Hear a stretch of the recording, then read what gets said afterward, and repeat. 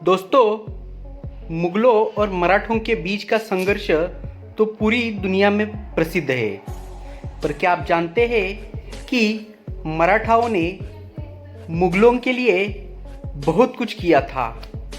बल्कि यह भी कह सकते हैं कि मुगलों की इज्जत बचाने में मराठों ने जो किया वो किसी मुस्लिम शासक ने नहीं किया। मुगलों ने मराठों का जय जयकार भी किया था। ये किस्सा है जब औरंगजेब हो चुका था। औरंगजेब के जाने के बाद मुगलों का वो ताना बाना नहीं रहा था। अब तो बहुत सारे सरदार मुगलों को आंख दिखाना शुरू कर चुके थे। मुगल साम्राज्य के अधीन सभी रियासत के राजा, महाराजा, जागीरदार, नवाब इत्यादि जो पहले मुगलों का आदेश मानते थे, वह अब मुगलों को आंखें दिखाना शुरू कर चुके थे। राजा, महाराजा, दरबारी और जागीरदार अब बादशाह की कोई भी बात नहीं मानते थे। 10 अगस्त 1788 में रोहिल्ला सरदार गुलाम कादिर उसने अपने सिख साथियों के साथ मिलकर दिल्ली के मुगल बादशाह के शाही महल पर हमला कर दिया। यह कहानी है मुगल साम्राज्य जब बूढ़ा हो चुका था तब की। औरंगजेब के बाद मुगल साम्राज्य की दीवारें कमज़ोर हो चुकी थी। अकबर या औरंगजेब के दौर वाली साख अब खत्म हो चुकी थी। 1760 में दिल्ली के तख्त पर बूढ़े शाह आलम द्वितीय को बिठा दिया गया था। औरंगजेब के पोते का नाम जहांदार शाह है और इसी जहांदार शाह का पोता शाह आलम द्वितीय है।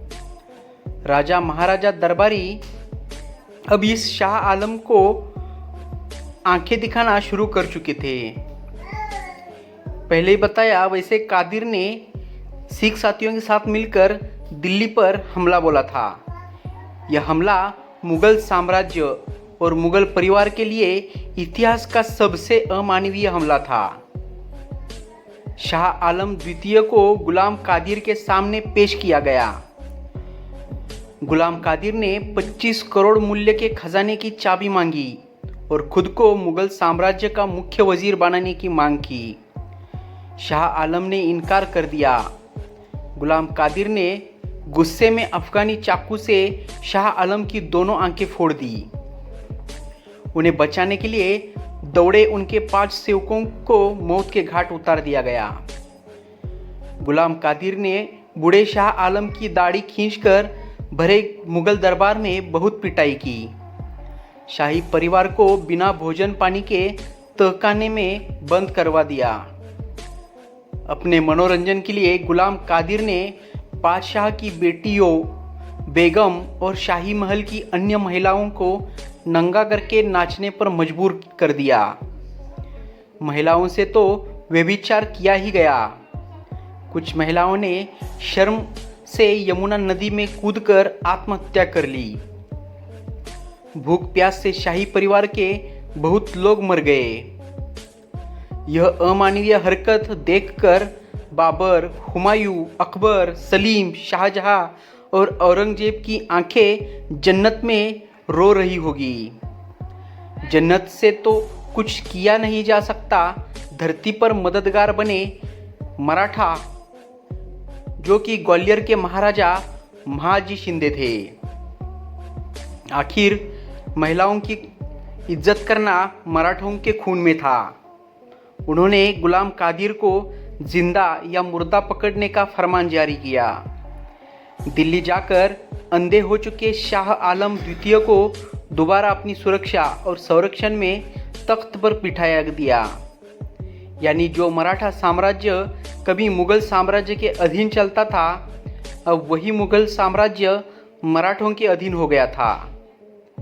अक्टूबर 1788 में महाजी शिंदे के सैनिकों ने गुलाम कादिर को गिरफ्त में लेकर महाराजा के सामने पेश किया।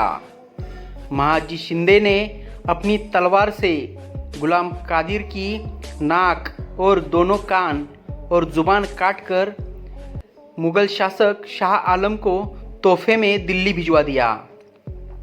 शाह आलम तोहफा देखते ही मराठा महाराजा जिंदाबाद के नारे लगाए। पूरा दरबार अब मराठा महाराजा महाजी शिंदे के नारे से गूंज उठा था। तो दोस्तों, ये किस्सा था मुगल शासकों ने जब मराठों का जिंदाबाद का नारा बुलंद किया था। इतिहास किसी को नहीं बख्शता, चाहे वो बड़ा हो या छोटा, हर किसी का अपना दिन आता है। बस अच्छा कर्म करना जरूरी है। अगर आप अच्छा कर्म करते हैं तो शत्रु भी आपका गुणगान करना भूलता नहीं। तो दोस्तों, ये किस्सा आपको कैसा लगा ये कमेंट बॉक्स में लिखिएगा। साथ ही वीडियो पसंद आया हो तो वीडियो को लाइक कीजिए, शेयर कीजिए और अपने चैनल को सब्सक्राइब करना बिल्कुल ना भूलिए। जल्द ही मिलते हैं फिर एक ऐसे ही इंटरेस्टिंग वीडियो के साथ। तब तक खुद का ख्याल रखिए।